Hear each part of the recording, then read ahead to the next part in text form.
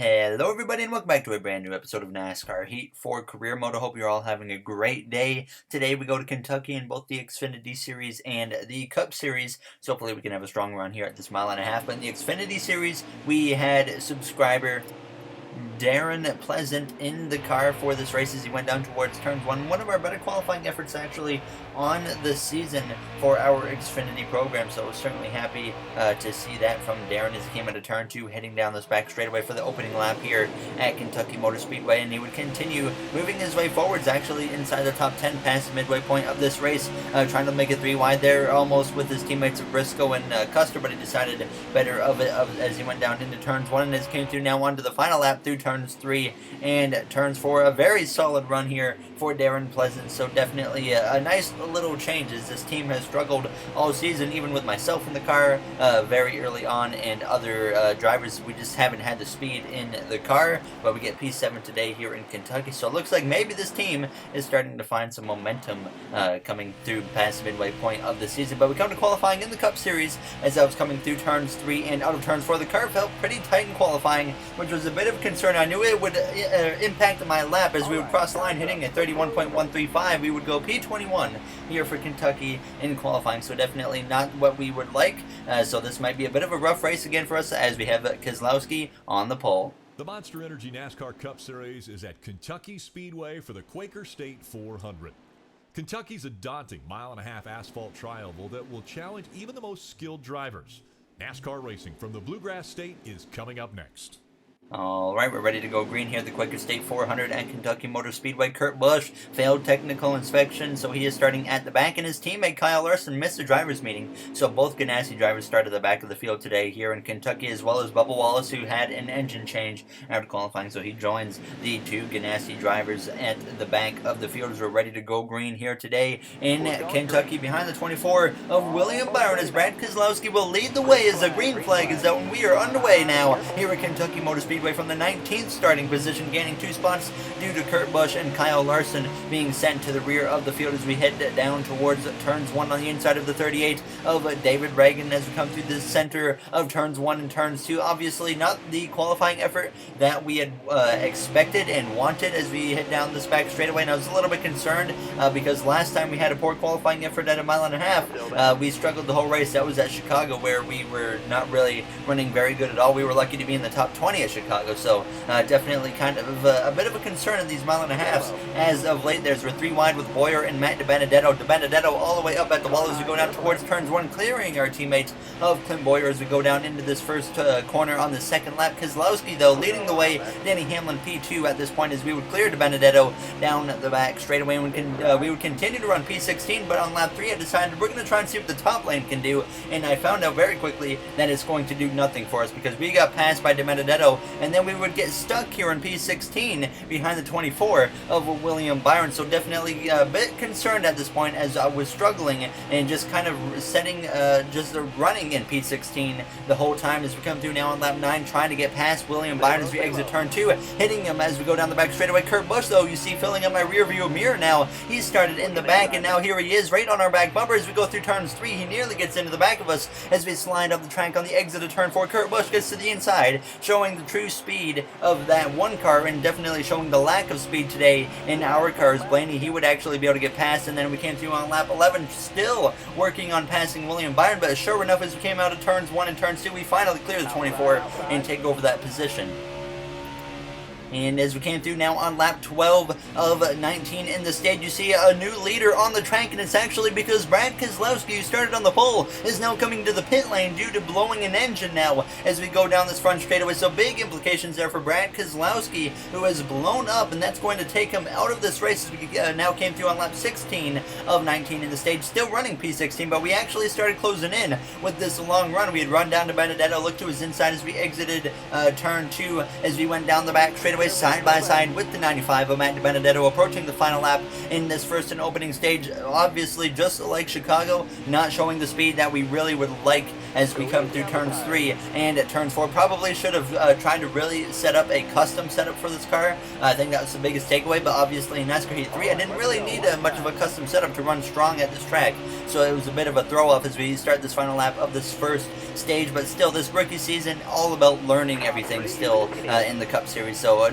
we're going to have some races like these, obviously, in our rookie season as we go down this back straightaway. Half a lap to go in this first and opening stages. We go down towards turns 3 and turn 4 for the final time. Kyle Larson now moving through the field as well behind us as we exit turn 4. So him and Kurt Busch moving through pretty well as we come down this front straightaway. Not going to quite get to Stenhouse as the caution flies, and we get P15 here in the first and opening stage. So unfortunate now as Joey Logano, though, he does win the stage and picks up a playoff point, as we obviously would have to come to the pit lane at the end of the stage to get 2 cans of fuel, 4 tires. I would decide to make a pretty significant wedge adjustment there, down 0.3 I think it was, and I would also make a grill tape adjustment. We came to the pit lane and we actually gained 2 positions, so we'll restart here in P13 for the start of the second stage here in Kentucky.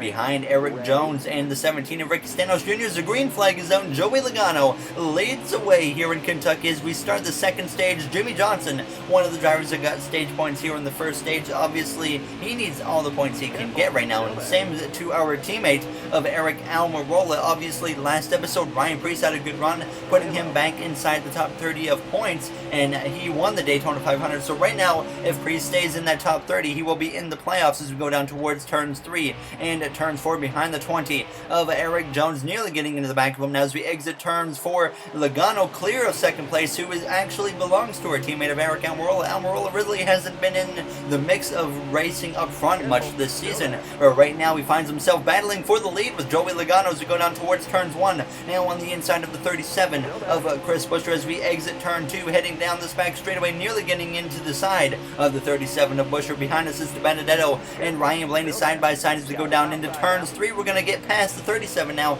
and fight our way inside of the top 10. Now Eric Almirola, as you see on the track map, actually would take the lead from Joey Logano, and he would hold on to it now as we came through on lap 4, though Larson and Kurt Busch actually starting to pass us now. Larson being a rival, so we have to be careful around him as he makes the pass. Kurt Busch also would follow through, and all of a sudden we fall back outside of the top 10 here on lap 5 of 17. In this second stage, Joey Logano trying to put the pressure back on Eric Almirola at this point, as I believe this was Almirola's maybe first lap sled too of the season, if I'm not mistaken, as we came through, falling though unfortunately down the orders. We came now on lap 9 of 17 in the stage. Johnson, we had been battling with him, but Ryan Blaney flies right on by us on the outside, and we just continue, like I said, to fall down the orders. We went down towards turns 3 on the inside of Blaney. He's going to pinch us down, and up the track we go, and that allows the 3 of Austin Dillon to slide through on the inside to take that position away as well. So certainly struggling here today at Kentucky, or tonight I should say, as we came now to lap 14, 4 to go in this second stage, still behind Jimmy Johnson at this point. DiBenedetto had run us down as we were running P15, so in the same area that we finished that first and opening stage in, so definitely just can't figure anything out right now with this car. We loosened it up, but it definitely just seems like the speed in the car just isn't quite there as we went down towards turn 3. At this point, though, closing in on the back of Jimmy Johnson as we came through now on lap 15 of 17 in the stage. We're going to send it very deep up the inside of the 48 of Jimmy Johnson, trying to get past him as we exit turn 4 on his left rear quarter panel, but the caution comes out a little bit early, and that ends the second stage about 2 or so laps early. Joey Logano wins both stage 1 and stage 2. Kyle Larson there up inside the top 5, I think it was, as Logano obviously picks up another playoff point. We decided to make some more wedge adjustments, hoping that this will pay off as we get ready to go green here for the third and final stage. From P14 we gain 1 spot on the pit lane over Jimmy Johnson as we're ready to go green, in the third and final stage is underway here at Kentucky Motor Speedway on the outside of the 88 car of Alex Bowman. He won his way into the playoffs as we're going to go for a quick crank it up here at Kentucky. Still there. Looking inside now. Hold your line, got one inside.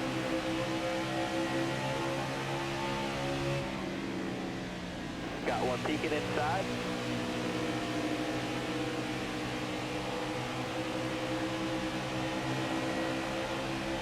Careful, still there.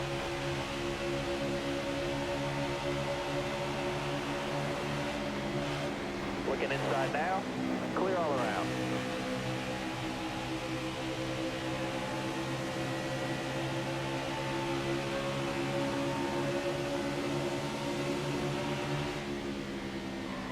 the bottom here. You're all clear up top there. Car there on the outside. There was your crank it up for Kentucky. Obviously, on the restart, we got into the outside wall with the right side of the car and damaged it a little bit, and it certainly immediately felt it. It was certainly a little bit tighter, and that was a concern. Obviously, the main goal was to make the car looser, but we would come through now on lap 48 of 67. Martin Truex Jr. actually leading the way at this point, as we had kind of been in a bit of a train here with Ricky Stenhouse Jr., as I just couldn't find a way past him, so we were kind of riding behind him. But now as it came through on lap 52, Kurt Busch had actually taken the lead, as now we're battling again with Ricky Stenhouse Jr. trying to take the position away, running him all the way up the track, but just can't quite get anything. As we go down towards turns 1, though, I'm finally tired of waiting, so we send it into the corner, and we make the pass complete on Ricky Stenhouse Jr. as we exit turn 2. Certainly a bit of a bold move that paid off now as we came through on lap 54, still just barely in front of Ricky Stenhouse Jr. As we go down this back straightaway, but up ahead there's big trouble. A violent crash for Eric Almirola, who just went over top of Joey Logano, and now he gets hit by other cars, including Kyle Busch, nearly Austin Dillon, and Eric Jones as our AI drives straight into the side of the 10 of Eric Almirola. A big violent crash for our teammate of Almirola as he spun out. Joey Logano hit him and drove under him, but as you saw there, would come into the pit lane for 2 cans of fuel, 4 tires, because we had nothing to lose at this point, and out of nowhere, the car doesn't launch here on this restart with 10 laps to go, so just making everything even worse at this point as we go down towards turns 1. I think it was actually an effect from that wreck that we just had, even though we didn't actually have damage because it was our AI controlling the car after the caution came out. But obviously we have to be aggressive here on this restart. Almirola surprisingly still in this race, and even Joey Logano, who should have his roof pretty much ripped off, but no, here he is actually running up front still in this race as we exit turns 4. Joey Logano might be having a chance to drive under a driver and have a shot at winning this race still, so that would be very impressive if he did. But we came through now on lap 59. Larson had actually taken the lead. He started in the back with his Ganassi teammate of Kurt Busch as we continued to move our ways forwards towards a top 20 position just about, as we were looking to the inside now of the 13 of Ty Dillon here with less than 10 laps to go. Logano has taken the lead too down the back straightaway as we came through now on lap 62 with 6 laps to go into the top 20 behind the 47 of Ryan Preece as we go down towards turns 1 and we get into the back of the 47 of Preece, and sideways he goes and we hit him again, and spinning the 47 goes behind us as I make a bit of an error and take him completely out as the caution is going to fly. It's certainly not the first time we've gotten into the back of the 47 here within the last handful of races. 100% my fault there, as that was just a clear misjudgment. Obviously, myself being on the much fresher tires, I just went into the corner and I just wasn't really expecting as much of a slow up as he had, and I just drove straight into the back of him. It was still my fault. Like I said, I wasn't expecting it, but definitely my fault. Now as we get back to the racing, thankfully no damage to us. Might be some damage to Preece. Of course, I felt bad for that, but we just have to move on as we went down this back straightaway. A rough race has continued as we came through now on lap 66 of 67. 2 laps to go in this race, heading down the back straightaway, a lap and a half really. Joey Logano leading the way though, looking for win number 3 on the season, and he has a good lead over Kurt Busch. And Blaney runs P3 as we're going to go up the inside of Byron in the 31 of Tyler Reddick 3 wide as we exit turn 4 heading down this front straightaway.